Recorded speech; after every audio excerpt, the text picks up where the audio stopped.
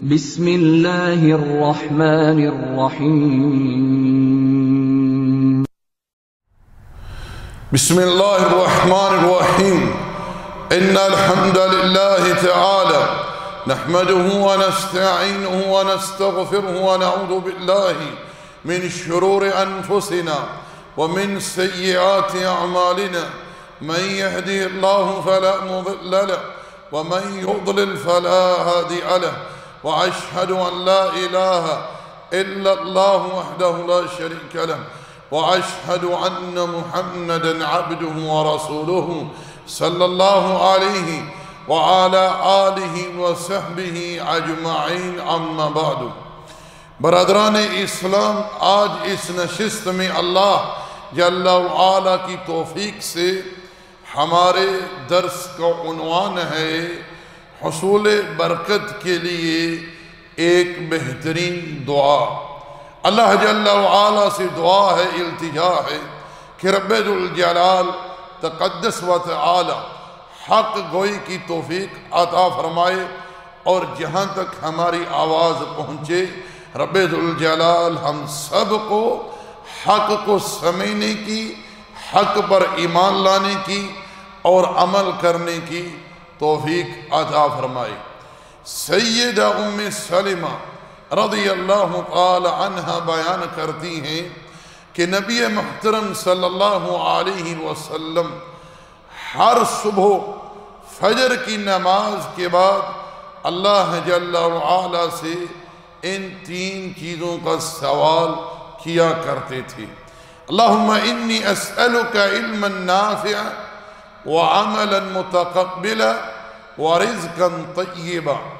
اے اللہ، میں تجھ سے سوال کرتا ہوں کون سے علم کا جو نفع عطا کرنے والا ہے، اور ایسے عمل کا جو تیری بارگاہ میں شرف قبولیت پانے والا ہے، اور ایسا رزق جو پاکیزہ ہو اور حلال ہو۔ طیب بمانا پاکیزہ۔ میرے بھائی، میرے دوستو، آئیے اس عظیم دعا کی شرح کی طرف۔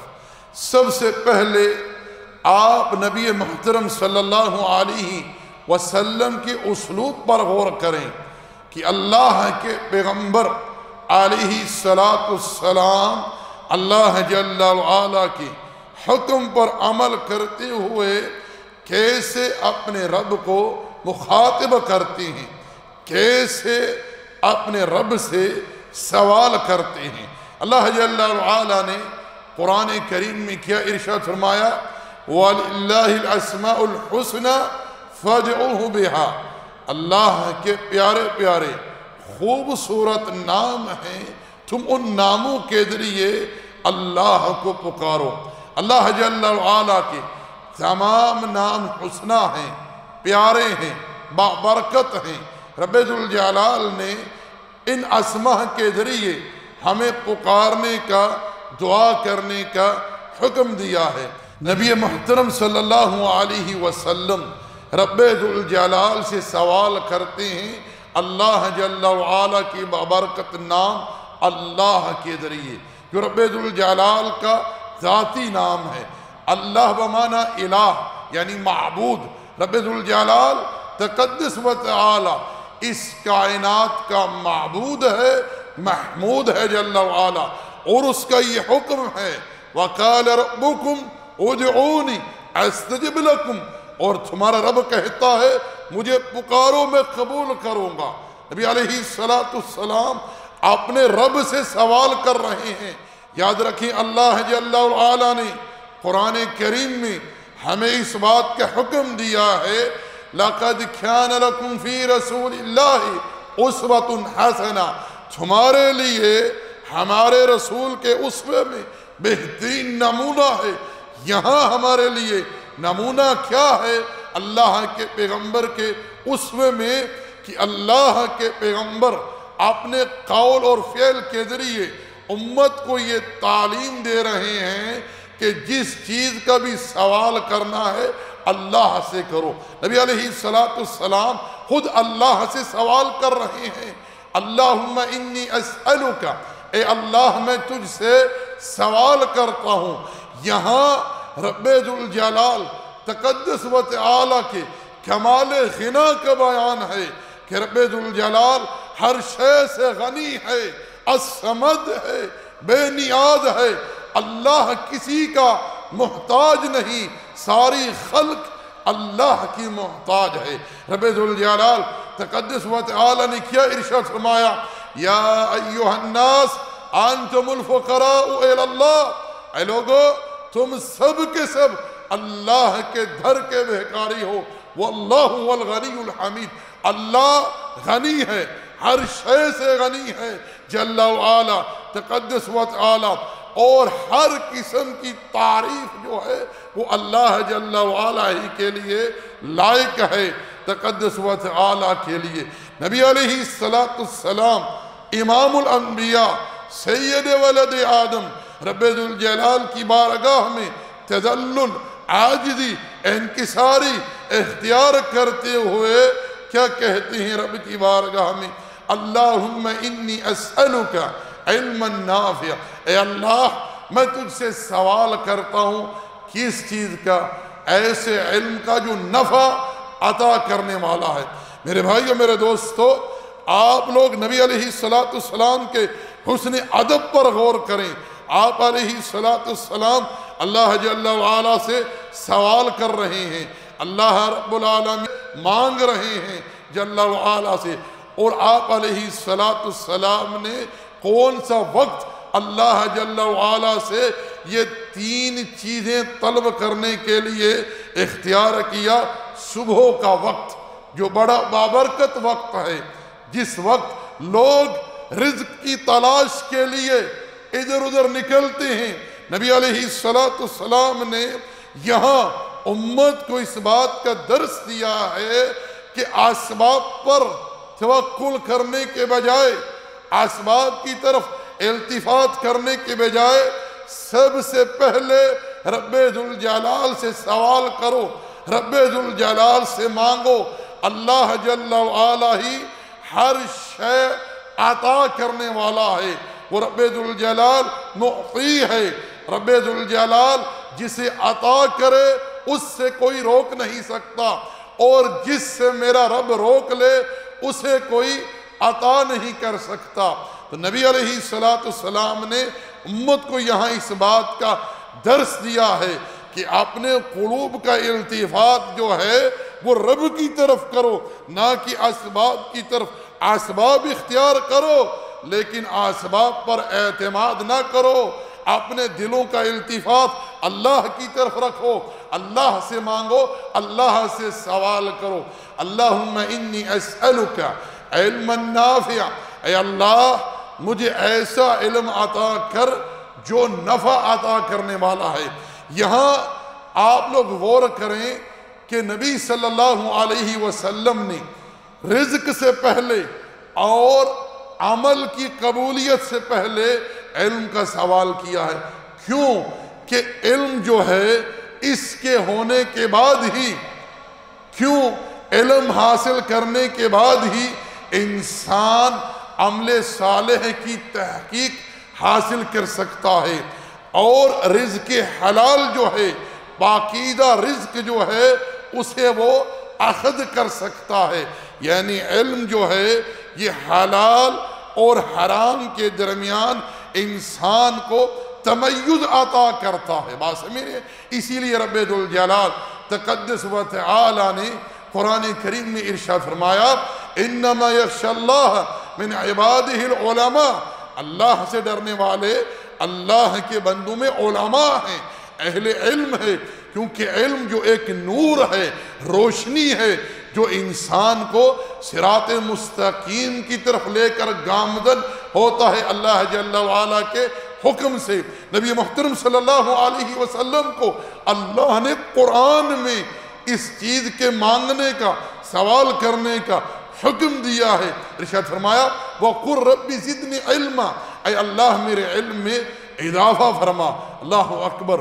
اور اللہ جل وعلا نے ایک مقام پر اپنے پیغمبر کو اس بات کی تعلیم دی، قول اور فعل سے پہلے علم سے ابتدا کرتے ہوئے۔ قولہ جل وعلا فَاعْلَمْ، یہاں علم کی تعلیم ہے، جان لو، علم حاصل کرو، انہ لا الہ الا اللہ، یہاں قول ہے، اقرار ہے، واستغفر لذنبک، یہاں عمل ہے۔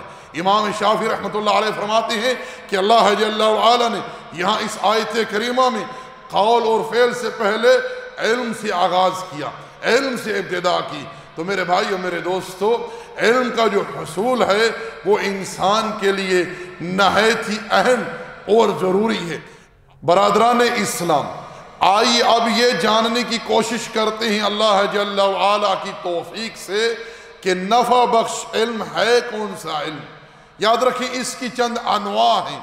نمبر 1، ایسا علم جس کا انحصار وحی الہی پر ہو، کیونکہ جو علم انسان نے اخذ کیا اللہ کی وحی سے، وہی انسان کو نفع عطا کرے گا دنیا میں اور آخرت میں۔ دوسری چیز کیا ہے؟ علم میں اخلاص اللہ کے لیے ہو، اللہ کی خوشنودی مقصود ہو، اللہ کی خوشنودی مقصود ہو۔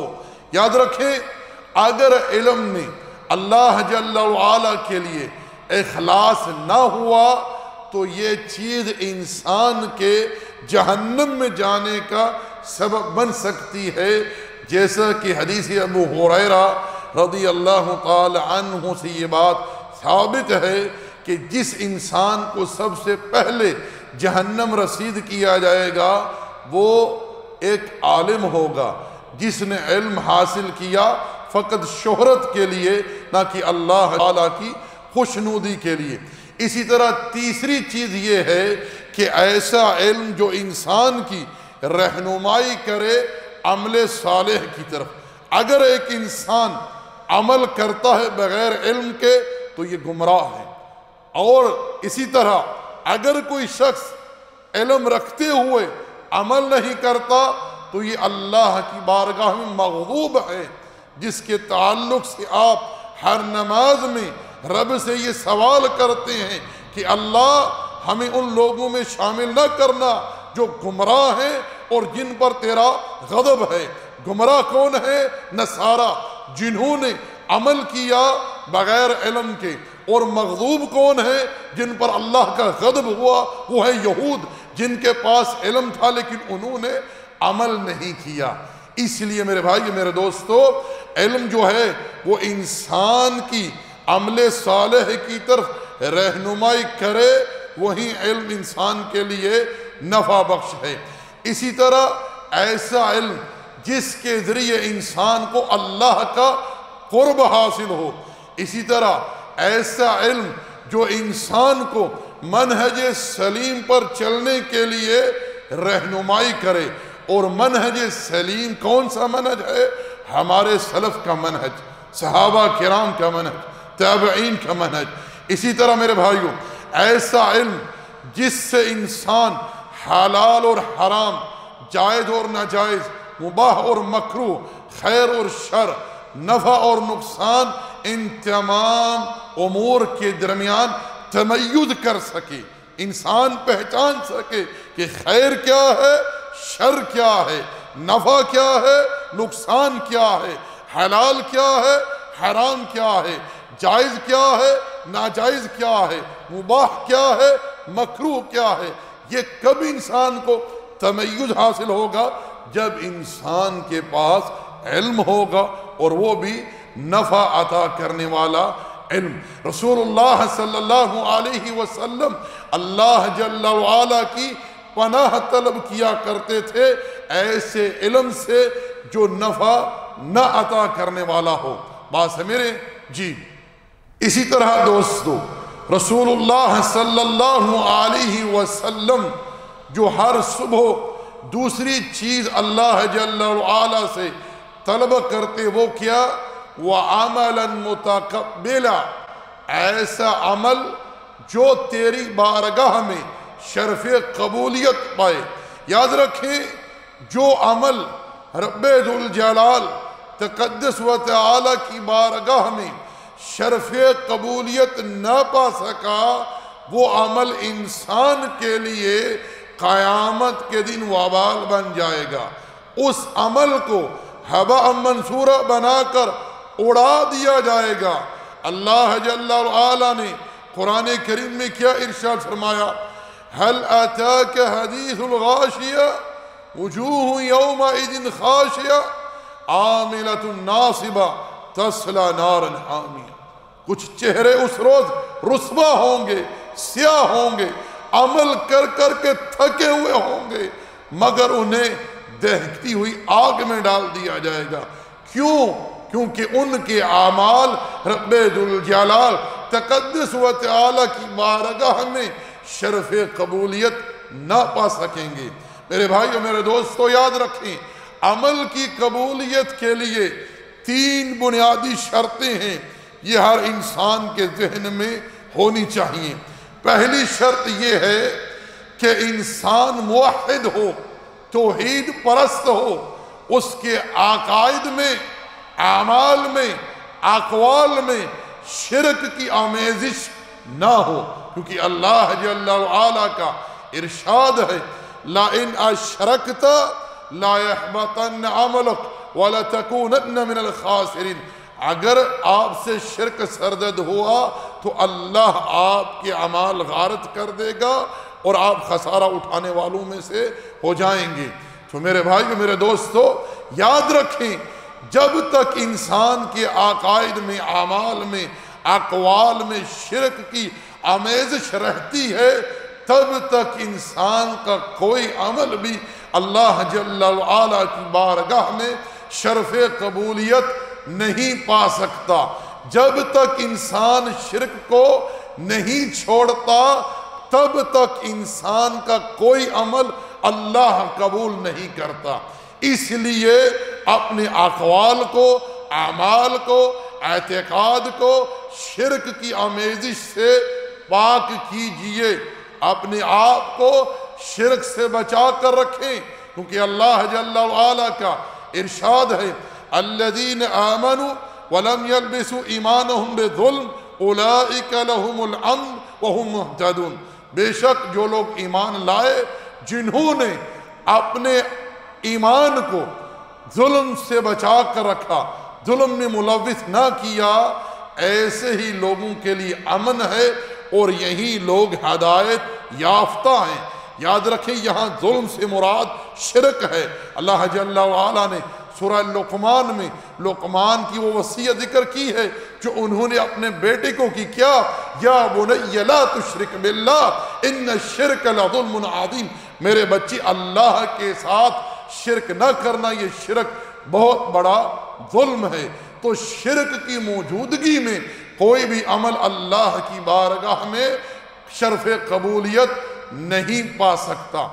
یاد رکھیں کہ زمانہ جاہلیت میں ایک مشرک تھا عبداللہ بن جدعان، جو بڑا خرچ خواہ تھا، بڑے اس کے لنگر پکتے تھے، دسترخوان لگتے تھے، لوگوں کو کھانے کھلاتا تھا، حجاج کی خدمت کرتا تھا۔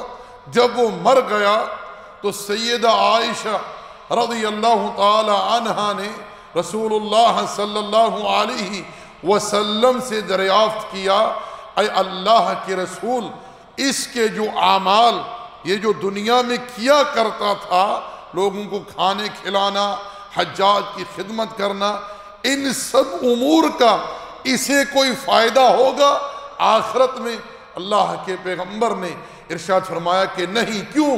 کہ اس نے ساری زندگی ایک دفعہ بھی یہ نہیں کہا اللہ مجھے معاف کر دے، یعنی اس کی موت حالت شرک میں آئی، یہ مشرک مر گیا، اس لیے اس کا کوئی عمل بھی اللہ کی بارگاہ میں شرف قبولیت نہیں پا سکتا۔ میرے بھائیو، میرے دوستو، آپ لوگ ابو طالب کے معاملے میں غور کریں، جس نے ساری زندگی نبوت کا ساتھ دیا، دفاع کیا۔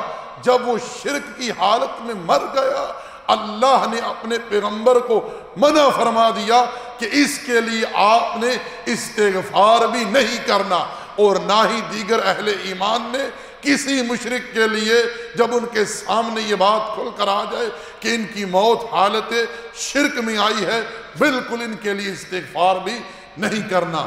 تو عمل کی قبولیت جو ہے یہ مشروط ہے عقیدہ توحید کے ساتھ۔ دوسری چیز کیا ہے میرے بھائیوں کہ عمل خالص اللہ کے لیے ہو، عمل میں ریاکاری نہ ہو، دکھلاوا نہ ہو، شہرت مطلوب نہ ہو، جاؤ منصب، مقام و مرتبہ، مال و متاع مقصود نہ ہو، عمل خالص اللہ کے لیے ہو۔ کیونکہ جو شخص لوگوں کو دکھلانے کے لیے اعمال کرتا ہے، شہرت حاصل کرنے کے لیے، تعریفیں سننے کے لیے، مقام و مرتبے کے لیے عمل کرتا ہے، رب ذوالجلال غنی ہے، اللہ تعالیٰ اسے اور اس کے عمل کو چھوڑ دیتا ہے۔ ایسا عمل قیامت کے دن میزان الہی میں تولا ہی نہیں جائے گا جس عمل میں رب ذوالجلال کے لیے اخلاص نہ ہوا۔ آپ سب کے سامنے حدیث ابو ہریرہ ہے کہ وہ شخص جو اللہ کی راہ میں خرچ کرنے والا تھا لیکن اس کے دل میں رب کی خوشنودی مقصود نہ تھی، بس شہرت وہ چاہتا تھا، اللہ جل وعلا اتنے بڑے عمل کے ہونے کے باوجود اسے جہنم میں ڈال دے گا۔ اور اللہ جل وعلا نے قرآن کریم میں کیا ارشاد فرمایا؟ فَمَنْ كَانَ يَرْجُو لِقَاءَ رَبِّهِ فَلْيَعْمَلْ عَمَلًا صَالِحًا وَلَا يُشْرِكْ بِعِبَادَةِ رَبِّهِ أَحَدًا۔ جو اپنے رب سے ملاقات کرنا چاہتا ہے اسے چاہیے کہ وہ نیک اعمال کرے اور ان اعمال میں شرک نہ کرے، اللہ کے ساتھ کسی اور کو شریک نہ کرے، یعنی اعمال میں ریاکاری دکھلاوا نہ ہو، اعمال خالص کس کے لیے ہو؟ اللہ جل وعلا کے لیے، تقدس و تعالی کے لیے۔ تیسری شرط کیا ہے کہ عمل خالص نبی علیہ السلام کی اتباع میں ہو، نبی علیہ السلام کی اقتداء میں ہو، کیونکہ اللہ جل وعلا قیامت کے دن کوئی ایسا عمل میزان الہی میں رکھے گا ہی نہیں جو عمل نبی علیہ السلام کی اتباع میں نہ ہوا، کیونکہ رب ذوالجلال تقدس و تعالی کا ارشاد ہے قل ان کنتم تحبون اللہ فاتبعونی یحببکم اللہ ویغفر لکم ذنوبکم واللہ غفور رحیم۔ پیارے پیغمبر آپ اس بات کا اعلان فرما دیجئے، اے لوگو اگر تمہیں اللہ سے محبت ہے تم میری محمد کی اتباع کرو صلی اللہ علیہ وسلم۔ جب تم میری اتباع کرو گے اللہ تمہارے گناہ بخش دے گا، اللہ تم سے محبت کرے گا، واللہ غفور رحیم، اللہ درگزر کرنے والا اور رحم کرنے والا ہے جل وعلا۔ تو میرے بھائیو میرے دوستو ذہن میں رکھیے عمل کی قبولیت کے لیے یہ تین بنیادی شرطیں ہیں کہ عمل کرنے والا موحد ہو، مشرک نہ ہو۔ دوسری چیز کیا ہے؟ عمل خالص اللہ جل وعلا کے لیے ہو۔ تیسری چیز کیا ہے؟ عمل میں نبی علیہ السلام کی اتباع ہو، کیونکہ نبی علیہ السلام کا ارشاد ہے من احدث فی امرنا ھذا ما لیس منہ فہو رد، کہ کوئی ہمارے دین میں ایسا عمل کرے، ایسا کام کرے جس پر ہمارا حکم نہیں ہے، اس کا وہ عمل، اس کا وہ کام مردود ہے، وہ اللہ کی بارگاہ میں شرف قبولیت پا ہی نہیں سکتا۔ یاد رکھیں کہ انسان کو ہمیشہ رب سے ڈر کر رہنا چاہیے۔ اللہ جل وعلا جب اعمال کی توفیق دے اس پر اللہ کا شکر ادا کریں۔ رب ذوالجلال کا ارشاد ہے لَإِن شَكَرْتُمْ لَأَزِيدَنَّكُمْ، اگر تم شکر کرو گے میں تمہیں اور عطا کروں گا۔ عمل کرنے کے بعد رب کا شکر بجا لائیں کہ جس رب نے ہمیں یہ عمل کرنے کی توفیق عطا کی ہے، اور اللہ جل وعلا سے رو رو کر گڑ گڑا کر عاجزی و انکساری اختیار کرتے ہوئے، تذلل اختیار کرتے ہوئے شرف قبولیت مانگیں، فخر نہ کریں، تکبر نہ کریں، دکھلائیں نہ لوگوں کو میں نے یہ کیا میں نے وہ کیا، بلکہ رب سے قبولیت مانگے۔ اللہ کے بندو میں اور آپ کیا چیز ہیں؟ امام الحنفاء، امام الموحدین، ابی الانبیاء، خلیل اللہ ابراہیم علیہ السلام اور ان کے فرزند ارجمند اسماعیل علیہ السلام خانہ کعبہ کی تعمیر سے فارغ ہوتے ہیں۔ کعبہ اللہ کے حکم سے، اللہ کی تائید سے، اللہ کی مشیت سے، اللہ کی چاہت سے مطلوبہ جگہ پر تعمیر کیا گیا۔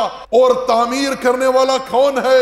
ابی الانبیاء خلیل الرحمن ابراہیم علیہ السلام، اور ساتھ میں مدد کرنے والا کون ہے بیٹا؟ اسماعیل علیہ السلام۔ جب کعبہ تعمیر ہو گیا، بنیادیں اٹھا لی، دیواریں کھڑی ہو گئیں، تو رب کی بارگاہ میں دعا کرتی ہیں، دونوں باپ اور بیٹا التجا کرتے ہیں، کیونکہ دعا میں جمع کا صیغہ ہے، ربنا تقبل منا انک انت السمیع العلیم۔ اے ہمارے رب، اے ہمارے پروردگار، اے ہمارے پالنہار، ہمارے اس عمل کو جو ہم نے تیرے لیے، تیرے حکم سے، تیری مشیت سے کیا ہے، اللہ اسے شرف قبولیت عطا کر، بے شک تو دعا کو سننے والا ہے اور ہمارے سینے کے حال کو جاننے والا ہے۔ ہمارے سینے میں، ہمارے دلوں میں تیرے ہی لیے اخلاص ہے، اور تو اس بات کو بخوبی جانتا ہے کہ ہم نے یہ عمل، یہ کعبہ تیرے حکم سے، تیری مشیت سے تعمیر کیا ہے۔ اے اللہ ہمارے اس عمل کو شرف قبولیت اپنی بارگاہ میں عطا فرما۔ یاد رکھیں ایسے ہی برگزیدہ بندوں کے بارے میں اللہ جل وعلا نے قرآن کریم میں ارشاد فرمایا، والذین یؤتون ما آتوا وهم وجلة انہم الی ربہم راجعون، کہ جب یہ کچھ اعمال کرتی ہیں تو ان کے دل ڈرے رہتے ہیں اور یہ کہتی ہیں کہ ہم نے اپنے رب ہی کی طرف پلٹ کر جانا ہے، یعنی شرف قبولیت کے بارے میں ان کے دل خائف رہتے ہیں۔ سیدہ عائشہ رضی اللہ تعالی عنہ فرماتی ہیں، میں نے اس آیت کی بابت اللہ کے پیغمبر علیہ السلام سے سوال کیا، اے اللہ کے رسول، کیا یہاں جو رب ذوالجلال کا فرمان ہے اس سے مراد وہ لوگ ہیں جنہوں نے زنا، شراب نوشی، جوا، گناہوں کا ارتکاب کیا؟ اللہ کے پیغمبر نے ارشاد فرمایا، یا بنت صدیق رضی اللہ تعالی عنہ، یہاں مراد وہ نہیں جو آپ سمجھ رہی ہیں، بلکہ یہاں مراد وہ ہے جو نماز پڑھنے والے، تہجد گزار، اللہ سے ڈرنے والے، اللہ کے متقی بندے، اللہ کے برگزیدہ بندے۔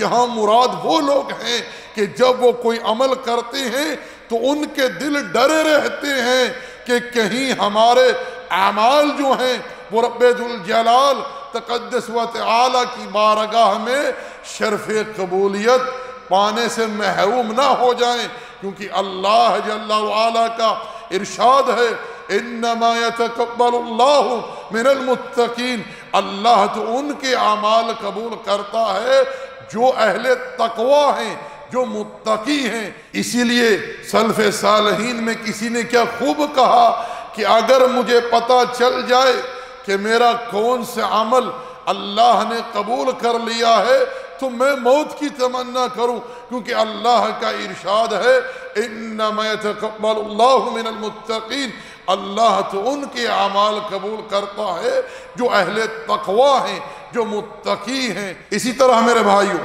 جو تیسری چیز نبی محترم صلی اللہ علیہ وسلم اللہ جل وعلا سے طلب کیا کرتے تھے ہر صبح، وہ کیا؟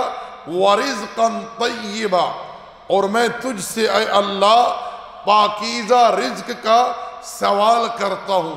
پاکیزہ رزق وہ ہوتا ہے جو خود بھی پاک ہو، جو خود بھی پاک ہو، اور اسباب جن کے ذریعے وہ رزق حاصل کیا جائے، یعنی کمایا جائے، وہ بھی پاکیزہ ہوں، وہ بھی حلال ہوں، وہ بھی جائز ہوں، نہ کہ حرام ترک کے ذریعے وہ رزق کمایا جائے، کیونکہ اللہ طیب ہے، اور طیب ہی کو اللہ جل وعلا شرف قبولیت عطا فرماتا ہے۔